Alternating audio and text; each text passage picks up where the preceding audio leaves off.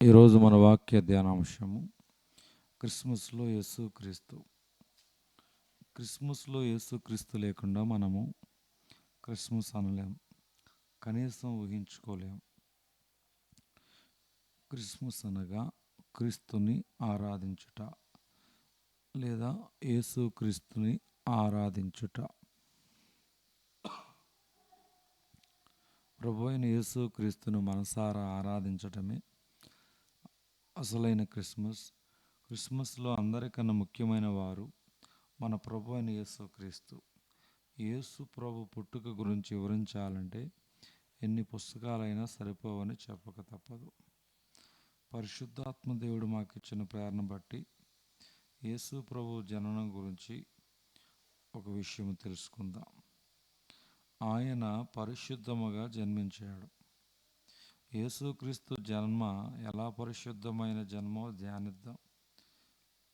లూకా సువార్త 1:34-35 అందుకు మరియా, నేను పురుషుని ఎరగని దానిని, ఇది ఎలాగూ జరుగునని దూతతో అనగా, దూత పరిశుద్ధాత్మని మీదకి వచ్చును, సర్వోన్నతుని శక్తి నిన్ను కమ్ముకును గనుక పుట్టబో శిశువు పరిశుద్ధుడై దేవునికి కుమారుడనబడును.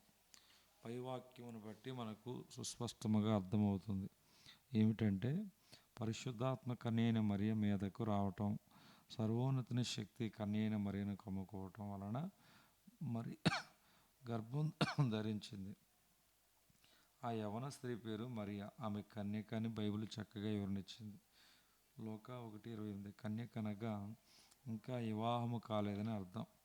ఆమె పరిశుద్ధురాలు అని స్వయాన ఆమె దూతకు తెలియచేసింది. అందుకు మరియా, నేను పురుషుని ఎరగని దానిని అని లూకా సువార్త 1:34. పరిశుద్ధురాలైన మరియ యొద్దకు పరిశుద్ధాత్మ రావటం వలన పరిశుద్ధముగా యేసుక్రీస్తు జన్మించాడని మనం గ్రహించగలగాలి. ఇది ఎలా సాధ్యము అని ప్రశ్నించకూడదు, ఎందుకంటే దేవునికి సమస్తము సాధ్యము. శూన్యంలో సృష్టిని చేశాడు, ఎర్ర సముద్రం రెండుగా విభజించాడు, మరణించిన వారిని తిరిగి లేవనెత్తాడు. సర్వసృష్టిని మనుషులను కలగచేసిన దేవుని మాత్రమే ఏమైనా చేయగల అధికారం ఉంది అని మనం సంపూర్ణంగా నమ్మాలి. ప్రతి మనిషి జన్మ పాపముతో కూడినదే, కానీ దైవ కుమారుడి జన్మ పరిశుద్ధమైన జన్మ. పరిశుద్ధముగా ఈ భూమి మీద జన్మించాడు, పరిశుద్ధముగా జీవించాడు, పరిశుద్ధ దేవుడని పిలువబడ్డాడు. ఈ లోకములో ఇంతటి పరిశుద్ధముగా జీవించిన దేవుడు ఇప్పటి వరకు ఎవరైనా ఉన్నారా? ఒకవేళ ఉంటే నిరూపించగలరా? యేసుక్రీస్తు పరిశుద్ధముగా జన్మించాడు కాబట్టి ఈ క్రిస్మస్ నాడు ప్రపంచమంతా ఆయన యొక్క జన్మదినం ఎంతో సంతోషముగా జరుపుకుంటున్నారు. ఇప్పటి వరకు యేసుక్రీస్తు ఎలా జన్మించాడో నీకు తెలియకపోతే ప్రియ సహోదరుడా, ఇప్పుడు తెలుసుకున్నావు. కాబట్టి ఈ క్రిస్మస్లోనైనా నీ పాపపు జీవితమును పరిశుద్ధ దేవుడిని యేసు ప్రభుకు అప్పగిస్తే ఆయన నీ పాపపు జీవితాన్ని తీసివేసి నేను పరిశుద్ధుడిగా మారుస్తాడు.